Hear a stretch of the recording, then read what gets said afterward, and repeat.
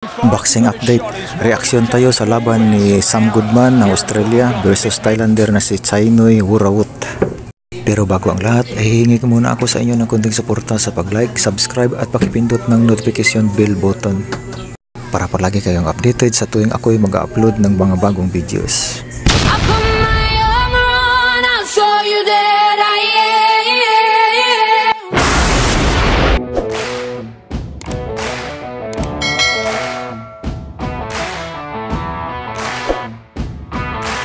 Nag-improve na ngayon sa 19 wins, 8 knockouts at undefeated ang boxing record nitong si Sam Goodman matapos ang kanyang panalo via 12 round unanimous decision kontra dito sa Thailander na si Chainui Wurawut. Maganda naman yung pinakitang galawan nitong si Sam Goodman at pati na rin yung kanyang katunggali na isang Thailander.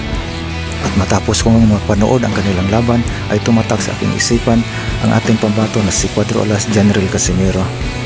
Dahil mayroong mga pagkakataon, lalo na pagbumabato ng mga 1-2 combinations sa itong Thailander, lalo na yung kanyang kanan, ay nag-i-exit itong si Sam Goodman sa right side, pabor sa kanan ng Thailander. Kaya napaisip agad ako, ano kaya kung si General Casimero yung nakaharap nitong si Sam Goodman? Dahil nakikita natin na sa tuwing babatuhan ito ng mga kombinasyon, ay mag-i-exit ito sa kanan at naka-expose pa yung kanyang chin at yung kanyang katawan.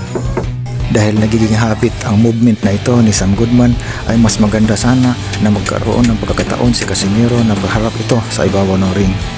Dahil sa palagay ko ay may kalalagyan dito si Sam Goodman laban kay Cuatro Alas General Casimero.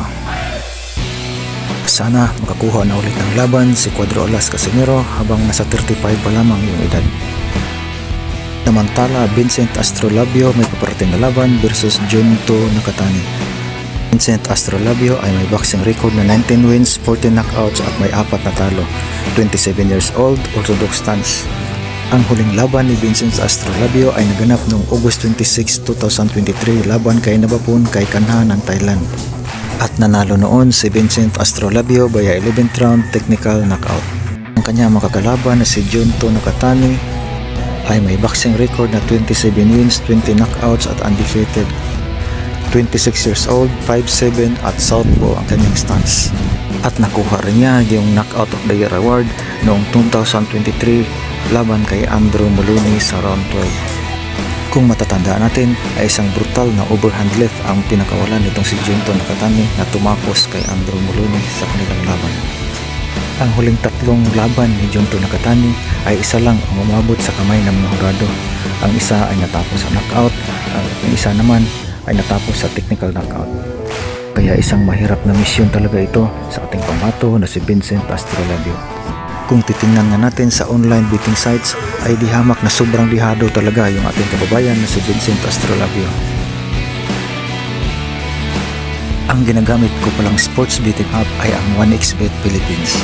Disclaimer lang po, hindi po ako sponsor ng 1xBet Philippines, subalit gusto ko lamang ibahagi po sa inyo na ito yung aking ginagamit sa tuwing ako ay magbibit, lalo na kung may mga paparating na laban ng ating mga kababayan na Filipino fighters.